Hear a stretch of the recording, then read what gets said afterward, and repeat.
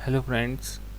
आज हम HTET PGT level 3 के कॉमन पोर्शन में जो ऑब्जेक्शनेबल क्वेश्चंस हैं वो डिस्कस करेंगे। साथ ही साथ इस वीडियो में मैं सिर्फ कंप्यूटर साइंस पीजीटी लेवल 3 के जो दो ऑब्जेक्शनेबल क्वेश्चन हैं वो भी शेयर करूंगा विद प्रूफ। तो कॉमन पोर्शन में जो सबसे पहला ऑब्जेक्शन बनता है वो बन रहा है स्टैनफोर्ड बिनेट वाले क्वेश्चन में, जिसमें आईक्यू स्केल बताना है लो मेंटली रिटार्डेड बच्चे का।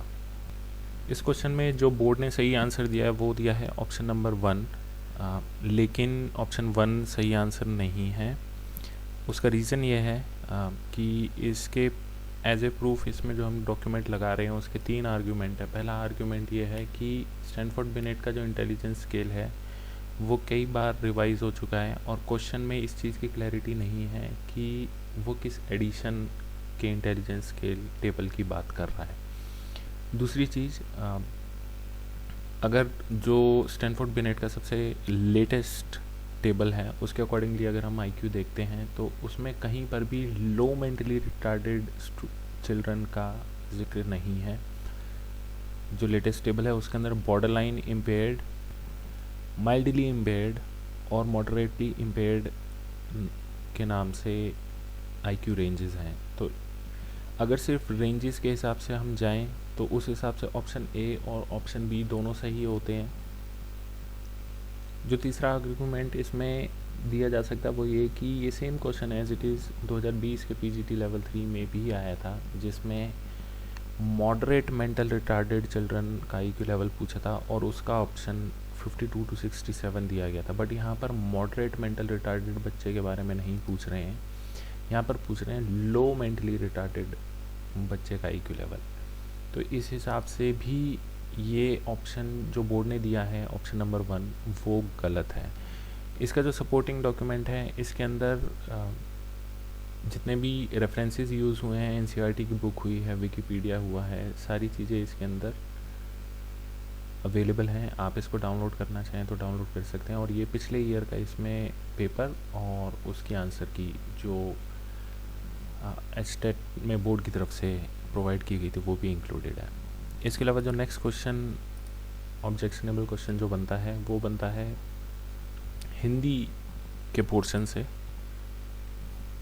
जिसमें असुमिलित विकल्प का चयन करना था और जिसका सही आंसर बोर्ड की तरफ से नंबर 1 दिया गया भागी ने, लेकिन इसका सही आंसर नंबर 2 है। ऑप्शन नंबर 2 सही आंसर कैसे है वो हम देखेंगे कि इसमें जो प्रूफ है उसके अकॉर्डिंगली जो ऑप्शन 1 है वो असुमेलित विकल्प ना होने की बजाय सुमेलित विकल्प है, क्योंकि इसमें य प्रत्यय जोड़ने पर जो ऑप्शन 1 दिया गया है वो ही आएगा। लेकिन जो ऑप्शन नंबर 2 है उसमें जो सही संधि जो बनती है वो बनती है वार्धक्य बराबर वृद्धक जमा य। लेकिन अगर आप क्वेश्चन को ध्यान से देखें तो इसमें वृद्धक नहीं है, इसमें वर्धक है। तो इस वजह से ये डाउटफुल है। इसका ऑप्शन नंबर 2 सही होना चाहिए।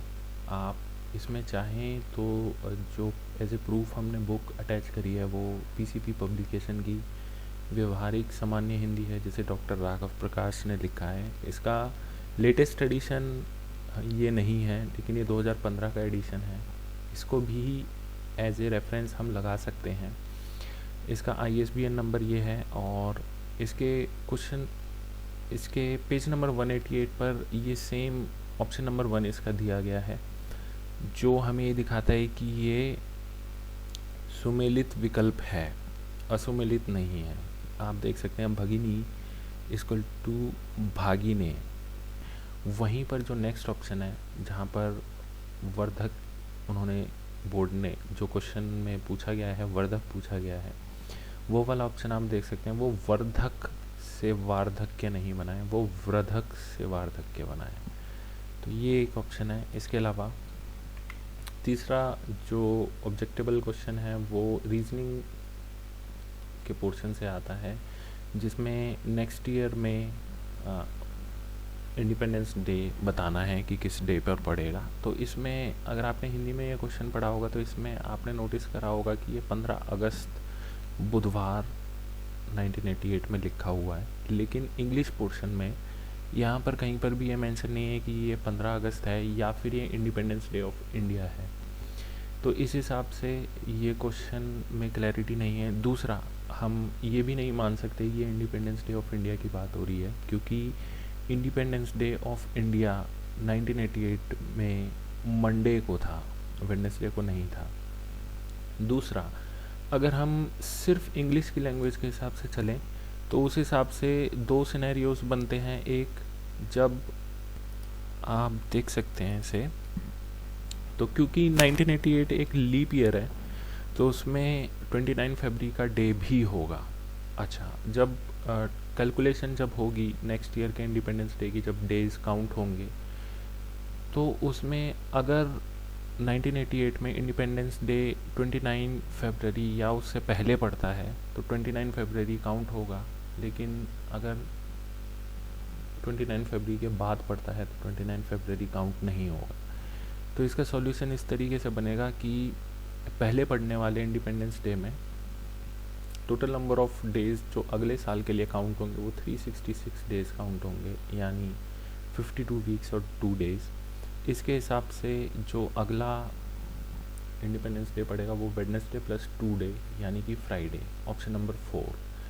और जब 29 फरवरी के बाद इंडिपेंडेंस डे पड़ता है तो उस हिसाब से 365 डेज़ यानी 52 वीक्स और 1 डे, और वेडनेसडे प्लस 1 थर्सडे। तो इसके दो आंसर ठीक होते हैं, थर्सडे और फ्राइडे। लेकिन आइडियली क्योंकि ये क्वेश्चन गलत है, इसमें 15 अगस्त 1988 को वेडनेसडे दिया गया है, तो या तो ये क्वेश्चन डिस्कार्ड होना चाहिए या फिर ये इस क्वेश्चन के दो ऑप्शन सही होने चाहिए, थर्सडे और फ्राइडे, क्योंकि इसका क्वेश्चन क्लियर नहीं है। इसके अलावा जो अगला जो डाउट बनता है वो बनता है अब कंप्यूटर साइंस के पोर्शन से, जिसमें बीसीडी नंबर जिसमें बीसीडी वैल्यू निकालनी है 473 की। इसमें बोर्ड की तरफ से जो आंसर दिया गया है वो ऑप्शन नंबर 4 सही दिया गया है, लेकिन इसका सही आंसर ऑप्शन नंबर 3 है। उसकी एक्सप्लेनेशन ये है कि किसी भी नंबर का जब बीसीडी हम फॉर्म निकालते हैं तो उस नंबर की इंडिविजुअली हमें बाइनरी वैल्यू लिखनी होती है। तो 4 की बाइनरी वैल्यू, 7 की बाइनरी वैल्यू और 3 की बाइनरी वैल्यू हमने लिखी, और इस पूरे नंबर की बीसीडी वैल्यू निकालने के लिए इसको बस हम कंबाइन करके लिख देते हैं। तो इस हिसाब से ऑप्शन नंबर 3 ठीक बैठता है। इसके रेफरेंस में जो डॉक्यूमेंट्स लगाए जा सकते हैं वो बीसीडी का टेबल लगाया जा सकता है, और इसमें किसी भी पर्टिकुलर बुक के एडिशन की ज़रूरत नहीं है, क्योंकि बीसीडी इक्विवेलेंट एक यूनिवर्सल स्टेटमेंट है, उसकी वैल्यू किसी भी बुक में सेम ही मिलेगी और उसको निकालने का प्रोसीजर भी सेम हर बुक में मिलेगा। तो आप किसी भी बुक का रेफरेंस यहाँ पे लगा सकते हैं। इसके अलावा जो नेक्स्ट क्वेश्चन बनता है वो बनता है कंप्यूटर साइंस के ही पार्ट से एक्सेल के व्हाट इफ फंक्शन का, जिसका सही आंसर बोर्ड की तरफ से ऑप्शन नंबर 1 गोल सीक दिया गया है, लेकिन इसका सही आंसर ऑटो आउटलाइन है। इसकी एक्सप्लेनेशन में जो डॉक्यूमेंट लग रहा है उसमें हमने माइक्रोसॉफ्ट ऑफिस 2019 का एक्सेल ओपन किया है, और उसमें आप देख सकते हैं व्हाट इफ फंक्शन के अंदर जो ऊपर जो ऑप्शन आते हैं उसमें फाइल, होम, और हम डेटा के अंदर गए, उस डेटा के अंदर आपको व्हाट इफ ऑप्शन मिलेगा। व्हाट इफ के अंदर आप देख सकते हैं गोल सीक वहाँ पर ऑप्शन अवेलेबल है, तो ऑप्शन नंबर 1 तो सही आंसर नहीं है। अच्छा, ऑप्शन नंबर 4 के लिए अगर आप देखेंगे जो करेक्ट आंसर है उसके लिए अगर आप देखेंगे तो उसके लिए आप देख सकते हैं अगर हम ग्रुप के ऊपर क्लिक करते हैं तो वो ऑटो आउटलाइन का ऑप्शन देता है, यानी कि ऑटो आउटलाइन व्हाट इफ का फंक्शन नहीं है।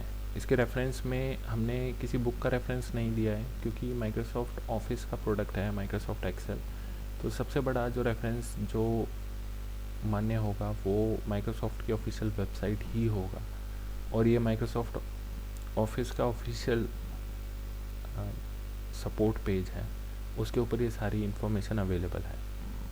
तो इसमें बी और डी दो ऑप्शन से ही बैठते हैं। उम्मीद करता हूँ कि ये सारे प्रूफ इनफ होंगे आपको ऑब्जेक्शन डालने के लिए। दूसरी चीज़, ये सभी डॉक्यूमेंट आपको इस वीडियो के लिंक डिस्क्रिप्शन में इन वीडियोस इन डॉक्यूमेंट्स का डाउनलोडिंग लिंक मिल जाएगा, तो आप वहाँ से इसे डाउनलोड भी कर सकते हैं। Thank you.